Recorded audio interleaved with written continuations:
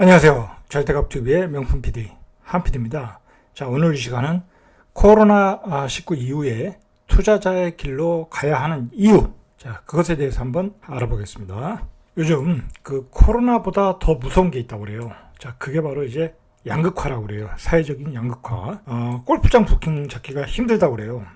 자, 뭐 골프장은 뭐 해외로 나가야 되는데 국내에서 다 치고 있으니까 또 잡기도 힘들고, 그만큼 또 여유가 많은 사람들은 계속 골프를 치고 골프 인구가 계속 늘어나고 있다고 합니다. 자, 그래서 회사들도 법인들도 요즘 골프장을 사는 게 매입하는 게 또 유행이라고 그래요. 자, 또 그 GV80 이게 현대차죠. 현대차 이게 GV80 벤츠 더 잘 팔린다고 그래요. 코로나 바이러스 이후에. 자, 이렇게 사회가 양극화되고 있다. 어려운 사람은 어려운데 고가 제품에서 그리고 고소득군에서는 더 많이 팔리고 그러한 이유가 이게 코로나 바이러스 이후에 이 무제한 양적 완화, 이 양적 완화의 그 수혜자들이 있겠죠. 자, 결국은 시중에 돈이 많이 풀리니까 그것을 이용하는 사람들이 결국은 혜택을 받고, 자, 그것을 이용하지 않은 사람들은 반대로 빈곤층으로 떨어졌다는 거죠.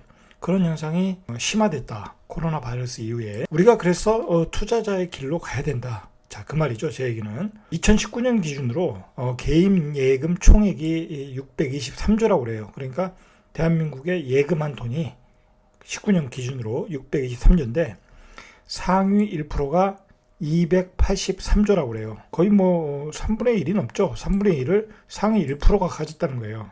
기본적으로 이렇게 양극화가 되어 있는데 코로나 바이러스 이후에 더 양극화가 되었다는 거예요. 보통 그 사회경제학적으로는 신자유주의라고 그러죠. 자, 신자유주의가 이념이 전파되고, 자, 그것으로 인해서 양극화가 되었고, 이제 자본가들이 이제 많이 이제 자본을 가지고 이익을 확대한 거죠.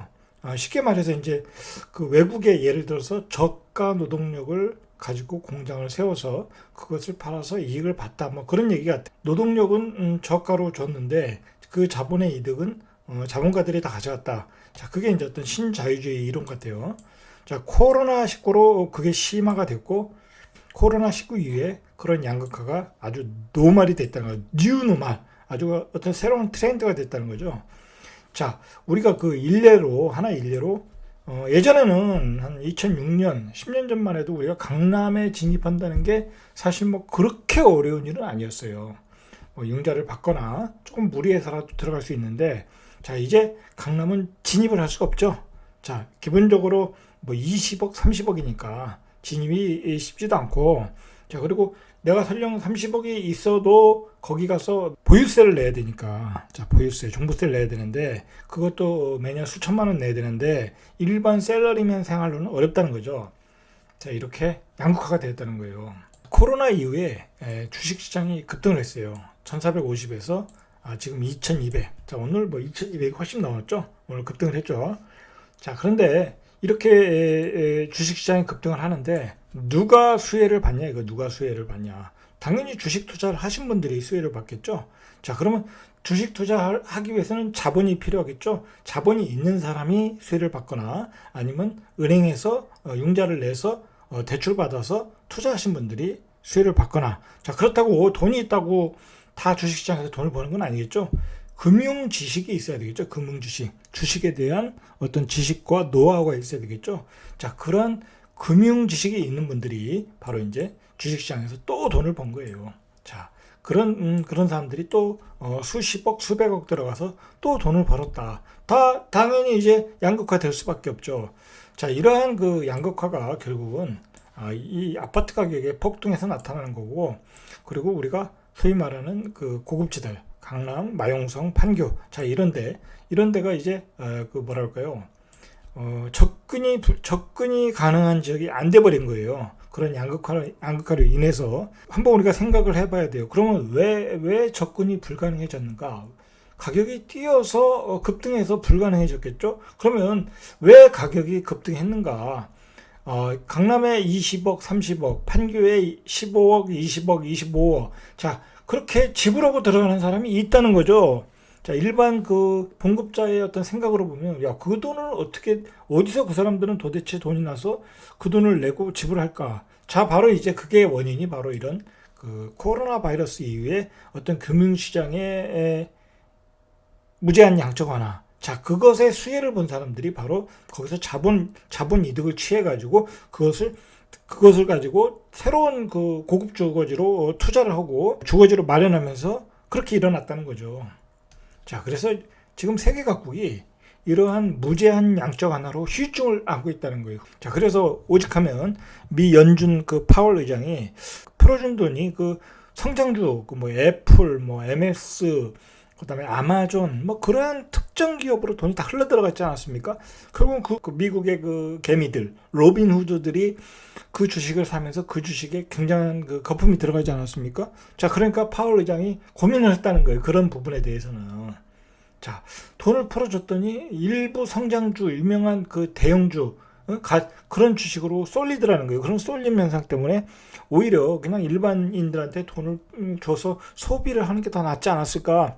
자, 그러한 그 후회를 하고 있다는 거예요. 자, 그러면 우리가 이러한 그 양극화 현상에 대해서 뭐 불만을 갖고 뭐랄까요, 그냥 쳐다만 볼 수는 없겠죠. 자, 그래서 제가 투자자의 길을 가야 된다. 지금은 자본주의 시장이 뭐라고 할까요? 그 화폐 가치가 떨어지면서 화폐가 많이 시장에 풀리고, 그리고 그 화폐가 각 다양한 투자 상품들이 유통이 되면서 다양한 어떤 투자할 수 있는 시장이 많아졌다는 거죠. 자, 그러니까 우리는 투자 시장이 널려 있는 세상에서 투자자의 삶을 살면, 자, 그 바로 이제 양극화의 그런 상단부에 들어가는 것이고, 자, 그 투자자의 삶을 살지 않으면 빈곤층으로 떨어진다는 거예요. 자, 그래서 제가 항상 전에도 얘기하지만 은퇴 후에 무슨 계획을 세우셨냐 이거죠. 은퇴 후에 무슨 계획을 세우고 있냐 이거죠. 자, 그래서 제가 주장하는 것은 항상 은퇴 후에 본격적인 투자자의 삶을 살아라. 자, 주식도 투자하시고, 자, 채권도 투자하시고, 금도 투자하시고, 은도 투자하시고, 원유도 투자하시고, 그리고 부동산도 투자하시고, 자, 그러한 투자자의 삶을 살아야 된다. 자, 그래야 이런 양극화가 뉴 노멀이 된 시대에 우리가 생존을 넘어서 하이 퀄리티의 생활을 살 수 있다. 하이 소사이어티의 생활을 살 수 있다는 거죠. 이러한 양극화가 어떻게 되었나, 어느 정도로 양극화가 심각한가 한번 보시죠. 자, 일단 주거의 양극화가 벌어졌죠. 그 강남과 강부, 그리고 서울과 지방. 지금 지방에 있는 아파트를 팔아서 서울에 있는 아파트를 사기가 쉽지가 않죠. 자, 강북에 있는 아파트를 팔아서 강남에 있는 아파트를 사기가 쉽지 않죠. 자, 오직하면 이 사다리가 다 거쳤다. 자, 그런 표현을 쓰지 않습니까? 그 양극화의 모습이 수도권 인구가 비수도권 인구를 추월했어요. 자, 이게 아주 심각한 거예요. 불균형 발전이 일어난 거죠. 자, 이게 왜 수도권 인구가 비수도권을 추월했냐? 간단하죠. 수도권에 모든 직장들이 몰려 있어요. 요즘은 이제 제조업이 뭐랄까 약간 하향세이고, 그 벤처 산업, 자, 그런 4차 혁명 산업이 시대의 어떤 주류이니까, 자, 그런 산업들이 바로 이제 수도권에 다 몰려 있다. 자, 그러니까 당연히 서울 수도권에 인프라가 집중되고 새로운 주거지가 만들어지고 불균형 발전이 되고 있다는 거예요. 자, 그래서 지금의 여당이 지역 균형 발전을 위해서 행정수도 이전과 공공기관 2차 이전 이야기를 하는 거예요. 자, 그게 매우 심각한 사항이라는 거예요. 매우 심각한 사항. 자, 그것을 방치하면 말 그대로 전 국토가 이렇게 양극화가 되는 거예요. 국토의 양극화가 된다. 그리고 그렇게 되면 지방은 소멸하게 되는 거예요. 지방은 소멸할 수밖에 없는 거예요. 자, 그래서 정부가 강력하게 추진 의지를 배주고 있다는 거예요. 자, 그런 점에서 이제 그 의미가 있는 겁니다. 자, 주식 가격도 양극화가 됐어요. 이게 심각한데, 오늘 이제 주식시장이 폭등을 했는데, 자, 보십시오. 주식이 뭐 2,200을 넘었는데, 말 그대로 그 언택트 주식, 뭐 그 카카오, 네이버 주식은 거의 뭐 신고가를 치고 있어요. 뭐 그리고 4차 관련 2차 배터리 관련주, 뭐 전기차 배터리 관련주, 그런 주식들은 이렇게 신고가를 만들고 있는데, 예전에 경기 관련주 있지 않습니까? 예를 들어서 뭐 정유주, 뭐 호텔, 뭐 그다음에 뭐 제철, 뭐 그런 주식들 있지 않습니까? 예전에 그 차화정이라고 그러죠.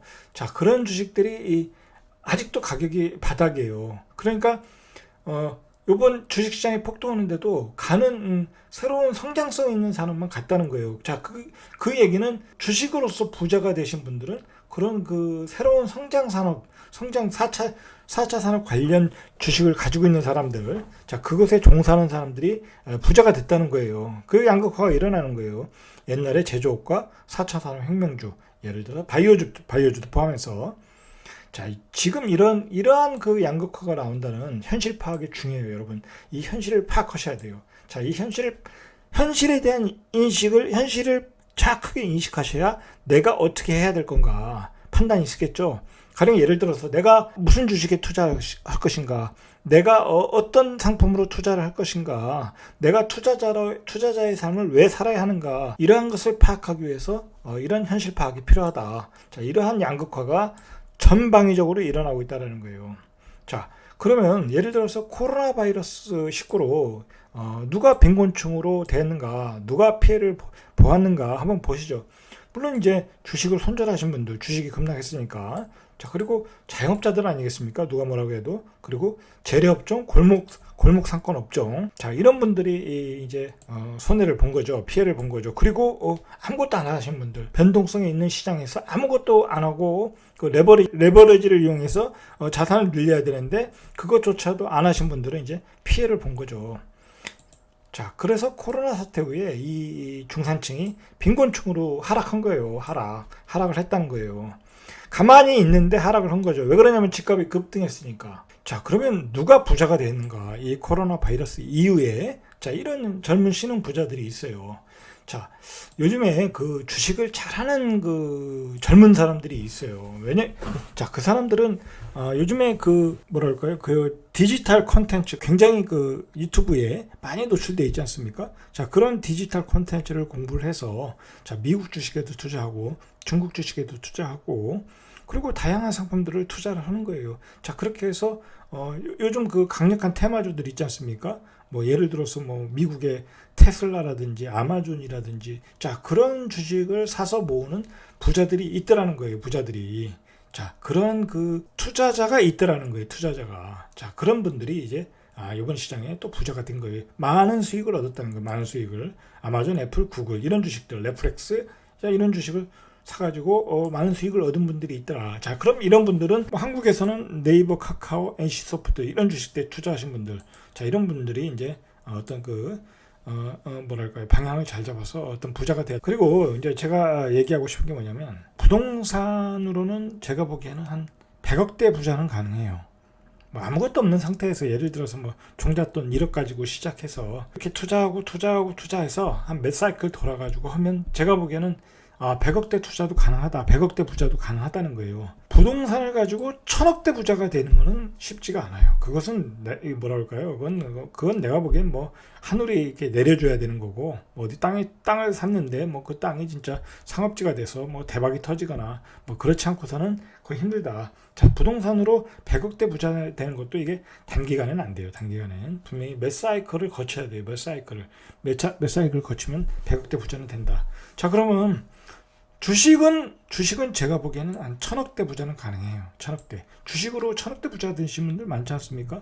자, 주식은 급등을 하고, 그리고 뭐 수십 배, 수백 배 나는 주식도 있으니까, 이렇게 회전을 하면 뭐 이건 뭐 절대 쉽지 않은 일이지만, 일단 이러한 사람도 나온다는 거예요.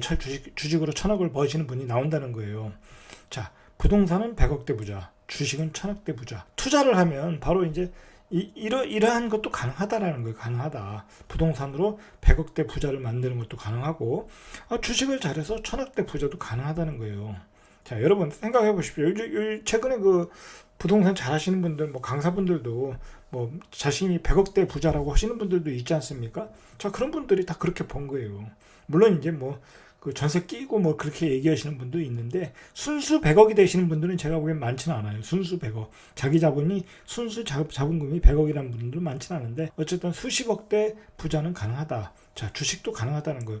자, 그러니까 제 얘기는 뭐냐면, 하셔야 된다는 거예요. 투자를 하셔야 된다. 우리가 어쨌든 그 부자의 길로 가야 되기 위해서는 바로 이렇게 투자자의 길로 가야 된다. 이러한 목표를 가지고 부동산으로 100억을 벌고 주식으로 1000억을 번다는 목표를 가지고 투자자의 길로 들어와야 된다는 거죠. 누가 가난해졌는가? 자, 여러분, 누가 가난해졌는가? 이번 그 코로나 바이러스, 이번 폭등장에서 한번 가슴에 손을 얹고 생각을 해보시. 이게 내가 아닌가?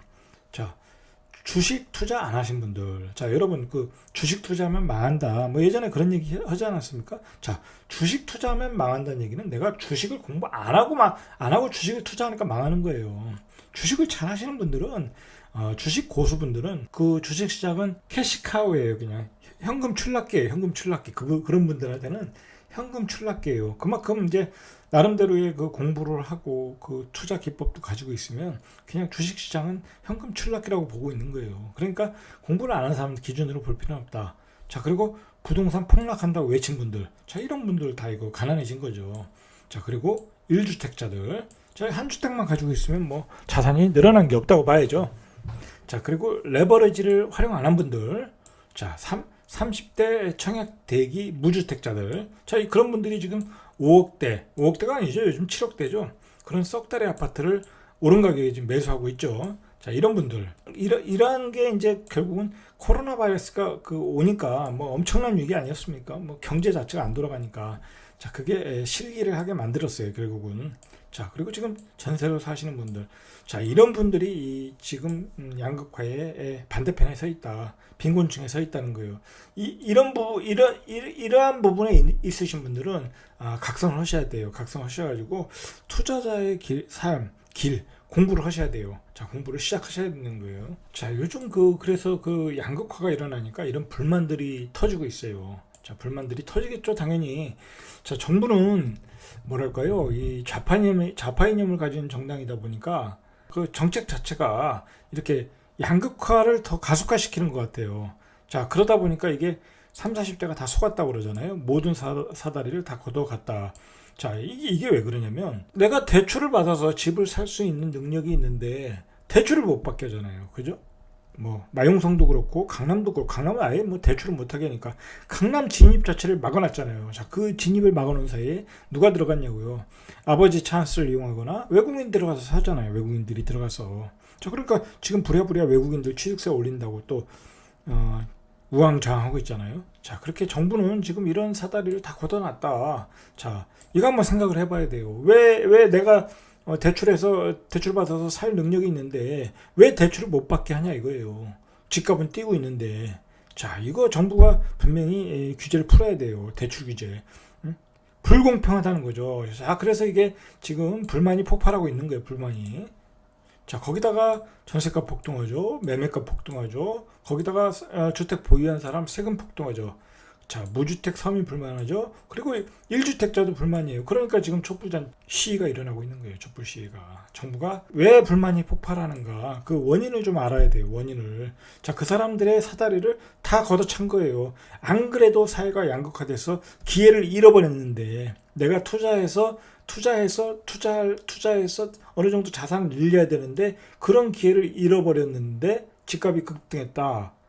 이거 폭발할 수밖에 없는 거죠. 자, 그러니까 당연히 지지율이 하락하는 거죠. 제가 보기에는 이러한 양극화의 불만, 자, 이게 계속해서 폭발할 가능성이 높아요. 정부는 인식을 하고 있어요. 이 폭발이 커지면 결국은 정부가 신뢰를 잃어버리고 정부가 풍자와 조롱의 대상이 되는 거예요. 벌써 그런 현상이 나오잖아요. 그리고 사회적 분열이 되는 거예요. 사회적 분열.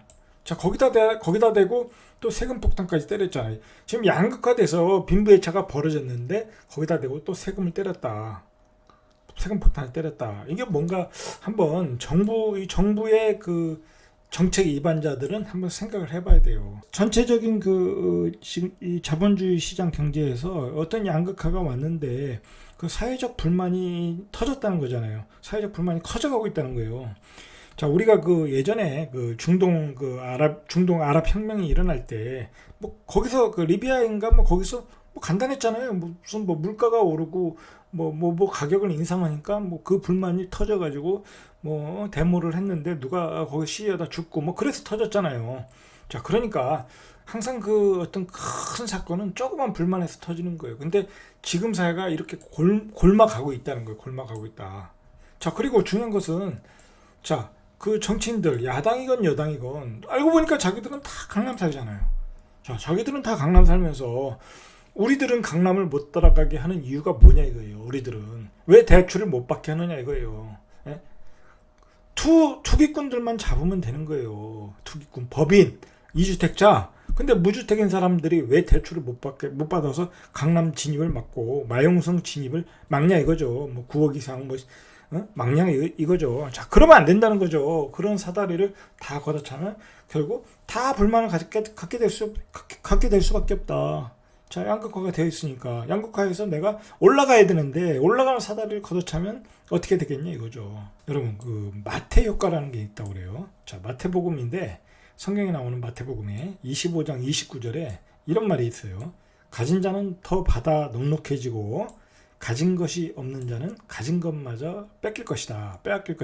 예수님을 배신한 그 유다를 두고 얘기한 것 같은데, 이걸 이제 이 문구를 또 따가지고 경제학적으로 이렇게 해석을 해보자면, 자, 이게 양극화라는 거죠. 가진 자는 더 많이 벌 것이고 가진 것이 없는 자는 있는 것마저 뺏길 것이다. 이런 마태 효과가 최근 이제 그 신자유주의, 그다음에 코로나 바이러스 이후에 이런 게 아주 자리를 잡고 있다는, 뉴노멀이 됐다는 거예요. 뉴노멀. 자, 그러면 여러분 생각을 해보시기 바랍니다.